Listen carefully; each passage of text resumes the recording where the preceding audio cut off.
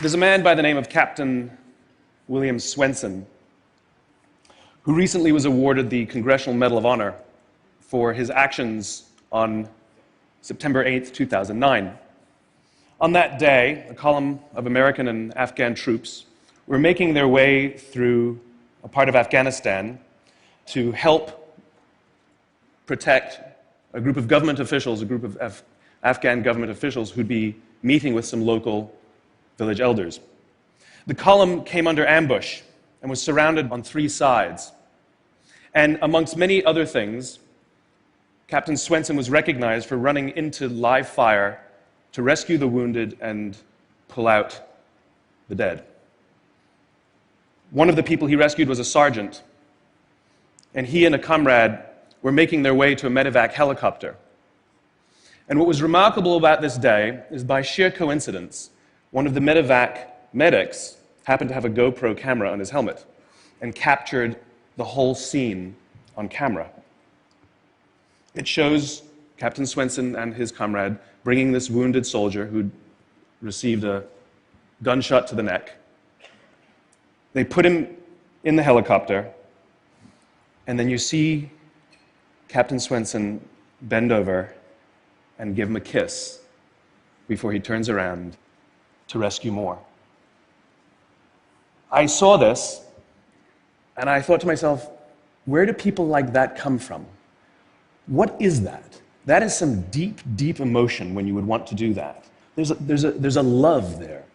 And I want to know, why is it that I don't have people that I work with like that? You know, in the military, they give medals to people who are willing to sacrifice themselves so that others may gain. In business, we give bonuses to people who are willing to sacrifice others so that we may gain. Yeah, right? So I asked myself, where do people like this come from? And my initial conclusion was that they're just better people. That's why they're attracted to the military. These better people are attracted to this concept of service. But that's completely wrong. What I learned is that it's the environment.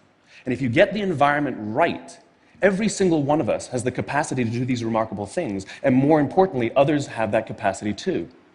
I've had the great honor of getting to meet some of these who we would call heroes, who've put themselves and put their lives at risk to save others. And I asked them, why would you do it? Why did you do it? And they all say the same thing, because they would have done it for me. It's this deep sense of trust and cooperation. So trust and cooperation are really important here. The problem with concepts of trust and cooperation is that they are feelings. They're not instructions. I can't simply say to you, trust me, and you will. I can't simply instruct two people to cooperate, and they will. It's not how it works. It's a feeling. So where does that feeling come from? If you go back 50,000 years to the Paleolithic era, to the early days of Homo sapien, what we find is that the world was filled with danger. All of these forces working very, very hard to kill us. Nothing personal. Whether it was the weather, lack of resources, maybe a saber-toothed tiger, all of these things working to reduce our lifespan. And so we evolved into social animals, where we live together and work together in what I call a circle of safety, inside the tribe, where we felt like we belong. And when we felt safe amongst our own, the natural reaction was trust and cooperation.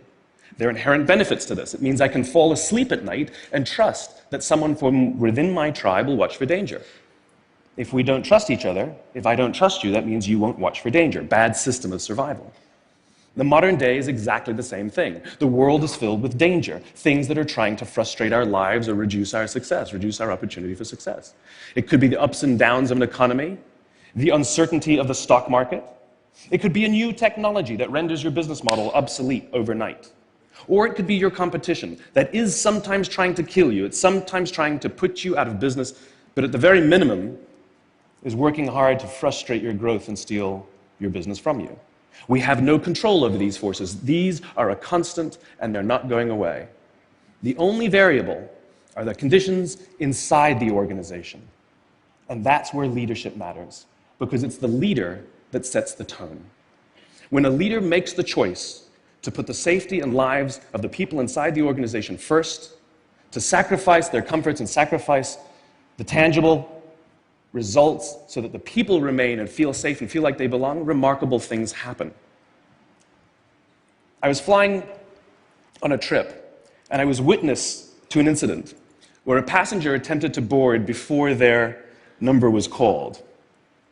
And I watched the gate agent treat this man like he had broken the law, like a criminal. He was yelled at for attempting to board one group too soon. So I said something. I said, why do you have to treat us like cattle? Why can't you treat us like human beings? And this is exactly what she said to me. She said, "Sir, if I don't follow the rules, I could get in trouble or lose my job." All she was telling me is that she doesn't feel safe. All she was telling me is that she doesn't trust her leaders.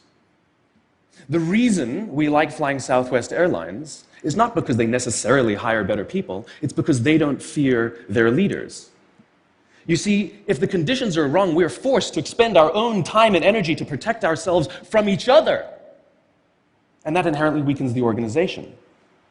When we feel safe inside the organization, we will naturally combine our talents and our strengths and work tirelessly to face the dangers outside and seize the opportunities. The closest analogy I can give to what a great leader is like being a parent. If you think about what being a great parent is, what do you want? What makes a great parent? We want to give our child opportunities, education, discipline them when necessary, all so that they can grow up and achieve more than we could for ourselves.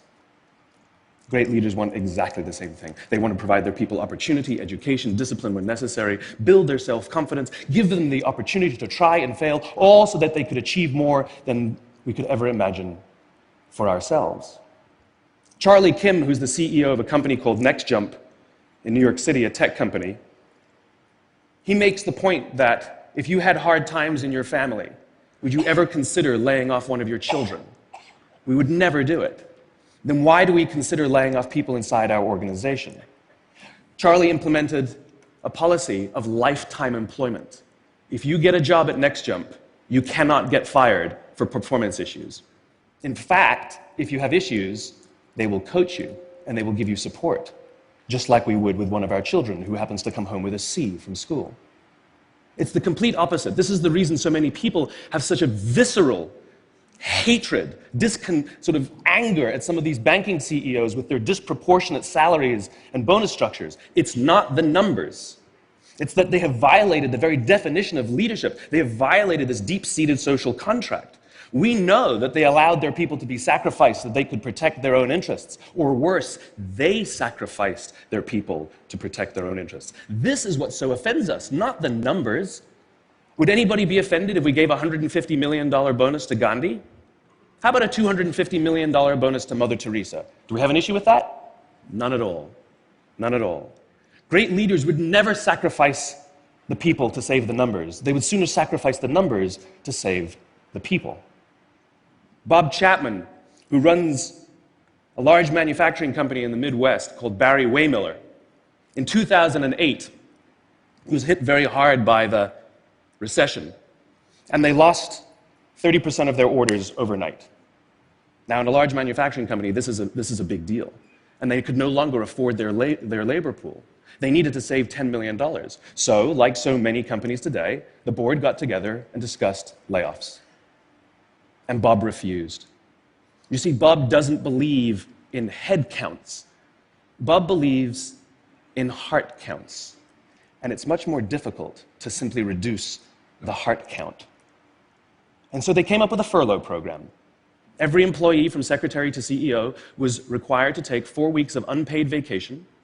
They could take it any time they wanted, and they did not have to take it consecutively. But it was how Bob announced the program that mattered so much.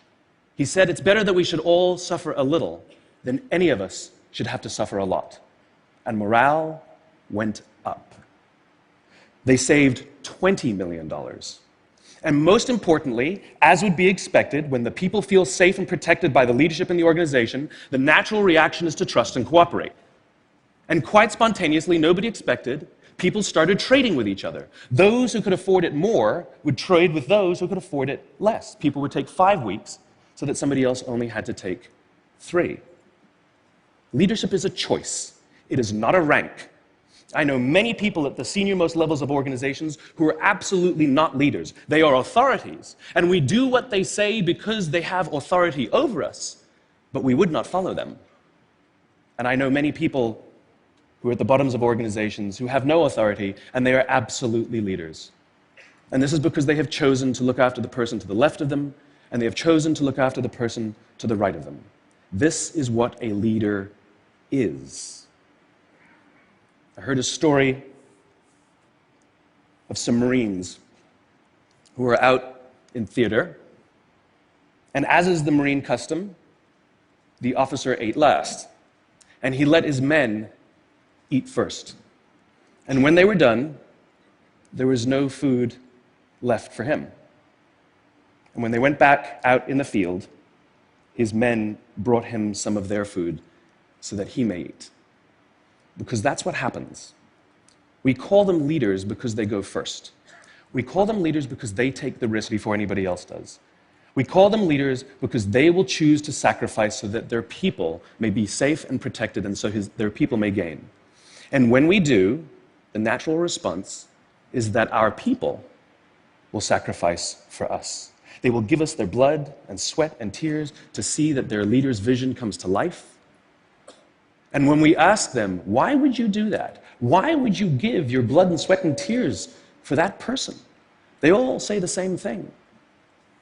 Because they would have done it for me. And isn't that the organization we would all like to work in? Thank you very much.